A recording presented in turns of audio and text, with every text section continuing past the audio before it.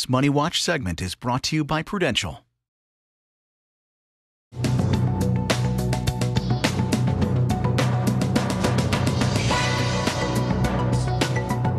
It's a girl or it's a boy. Either way, it is expensive. When you're a parent, the realities of providing for your family just got real. Yeah, if you're thinking of having a child, adding to your family down the road, or already you're pregnant, it's never too early to really start planning financially for parenthood. So Eric Malley is the founder and CEO of MG Capital, and he's here to talk to us a little bit about that. Parents, when you're getting ready to be a parent, you think about a million different things, Eric.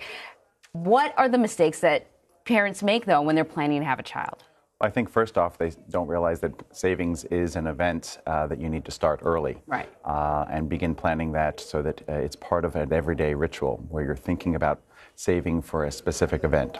So it's a process. Right. So if you're thinking about college or buying a house or any of the important things that your family are going to need in the future, start early.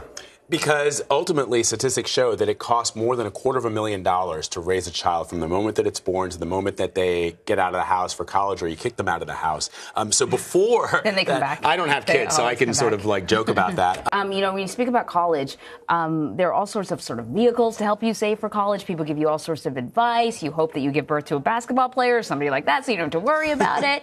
But how do you sort of strategize about saving for college, especially every year it seems to be going up and up and up? Sure. Well, I think baseball players make a lot more money than basketball players these days. Right, so go for that first. Go for that. All right, kiddo. But no, in all seriousness, I think if you start early with an amount that is comfortable for your family, you'll find that your savings accounts will accrue. But most important, make investments that are going to preserve your principal and enable you to grow your family's wealth.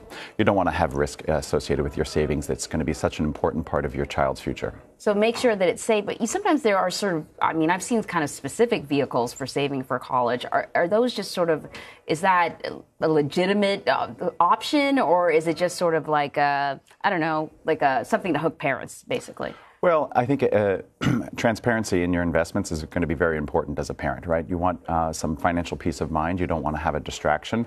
Most importantly, you don't want to have to re-earn those dollars again. So make sure that whatever you're investing in is legitimate for sure. That's where your diligence comes in at the onset and making the right choices early.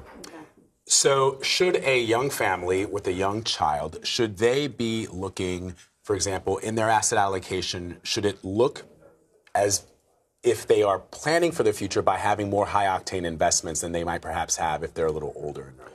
Sure. So I'm of the mindset, a little bit of the opposite philosophy goes a long way in that a lot of times a financial planner might advise you that you want to have a riskier investment portfolio because you're younger and you've got a long investment horizon ahead of you. Mm-hmm. My concern with that is that when you have risk in your portfolio, it might keep you awake at night.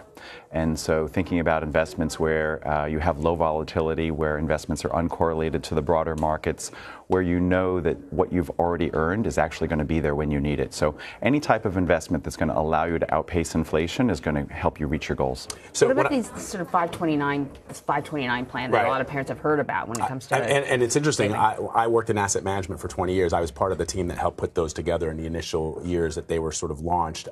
And you saw enormous amounts of capital flowing into them because people who didn't even have kids, and that was the beauty of those plans. Even if you didn't have children, you could start to own those funds and start to plan for the moment that you would have children. So I actually opened one up for my nephew, for example, before he was born. Great gift.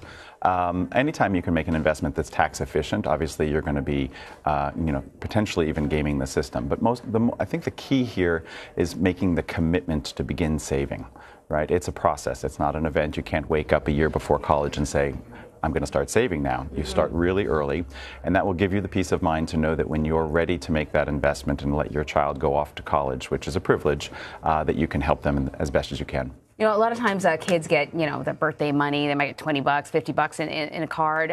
My kid just sort of puts it in a bank account. She's super proud of that bank account. But should we be putting it in something else?